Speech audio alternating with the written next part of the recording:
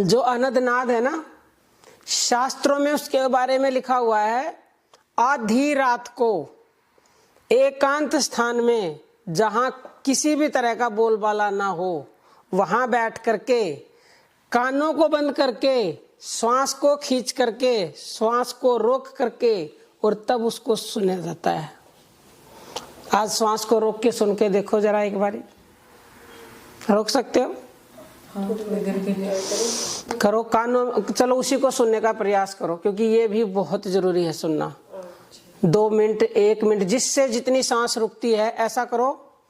सीधे बैठ जाओ, कानों में उंगली डालो, सांस लंबी लेनी है, ऐसे देखो, रोक दो, रोक के ध्यान लगाओ कुछ सुनता है, फिर छूटती है, फिर छोड़ दो, फिर लंबी गहरी लो, फिर रोको, फिर सुनो। इससे क्या, जो आप लंबी गहरी ले रहे हो आपका श्वासों का ध्यान तो हो ही रहा है, क्योंकि सांस पे ध्यान तो जाएगा ही, और आप रोकोगे उसका अलग बेनिफिट मिलेगा, उससे आपका मन तुरंत एकाग्र भी होगा और आपको ये भी जल्दी सुनेगा। शास्त्रों में संतों ने ये कहा कि बाहर के पट बंद कर और अंदर के पट खोल। बाहर के पट सारे आ गए, आंख, कान, नाक, नाक बंद मतलब सांस बंद, और मुंह, यही है बाहर के पट खुले हुए, इनको बंद करो तब उसे सुनो। उसे मतलब अनहत नाद, इसी को अनाहत नाद कहा जाता है, क्योंकि ये बिना बजाए बज रहा है, बिना किसी इंस्ट्रूमेंट के। इसे इनर साउंड कहा जाता है, अंदर की आवाज़ कहा जाता है।